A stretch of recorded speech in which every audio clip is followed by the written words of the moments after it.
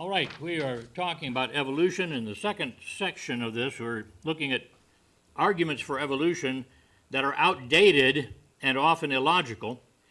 This is one of the things where they're not very quick to pick up on new things, especially when it makes the theories of evolution look foolish.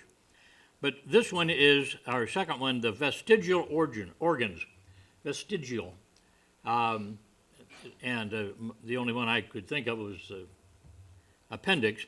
But there are some structures in humans were once thought to have no function, but to have been derived from functioning organs in acclaimed evolutionary ancestors.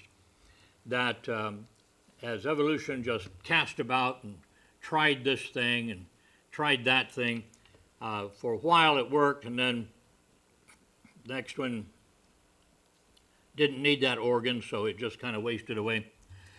That's the theory. But time passes, people check into these things. S.R. Scatting, do vestigial organs provide evidence for evolution? Evolutionary Theory, Volume 5. He says this: the existence of functionless, quote, vestigial organs was presented by Darwin and is often cited by current biological textbooks as part of the evidence for evolution. An analysis of the difficulties in unambiguously identifying functionless structures and an analysis of the nature of the argument leads to the conclusion that vestigial organs provide no evidence for evolutionary theory. He says there's actually nothing about these things that are called vestigial that give any evidence for evolution. So they were called vestigial organs. As medical knowledge has increased, at least some function has been discovered for all alleged vestigial organs. So Jerry Bergman, George Howe in Vestigial Organs are fully functional, says, for example, the human appendix, which, let's go back for a moment.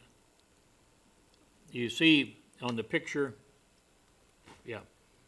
So you see large intestines, cecum, and then appendix is that little worm-like thing toward the bottom. It's not very clear, but one of the ones that I thought put it in proper order.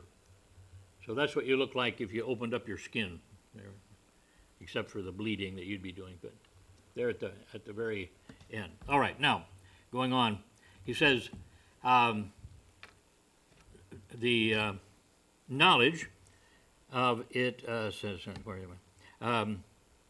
The human appendix was once considered a useless remnant of our evolutionary past.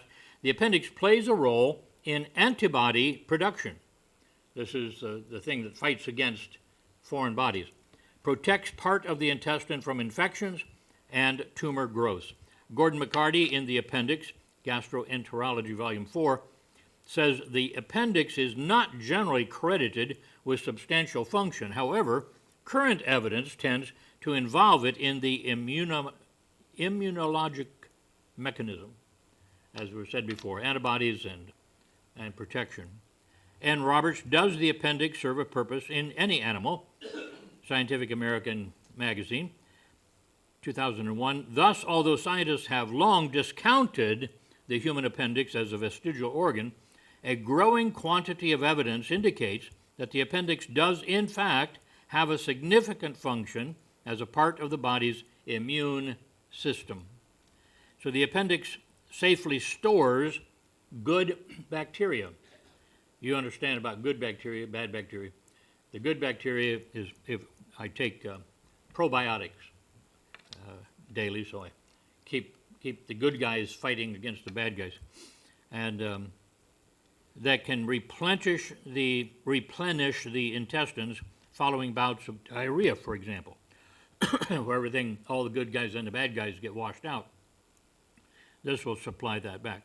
R. Randall Bollinger says, in his biofilms and the large bowel suggest an apparent function of the human vermiform appendix. Vermiform is in the form of a worm. So he says the human appendix is well suited as a safe house for commensal bacteria, providing support for bacterial growth and potentially facilitating re-inoculation of the colon in the event of the contents of the intestinal tract are purged following exposure to a pathogen. The appendix is not a vestige. So the conclusion is, indeed, the absence of true vestigial organs implies evolution never happened. We would have thought, if evolution would have happened, that we would find vestigial organs. We would find leftover pieces, you see, and we do not. They thought they would find it and called certain things that, but they just didn't know enough to know what it was.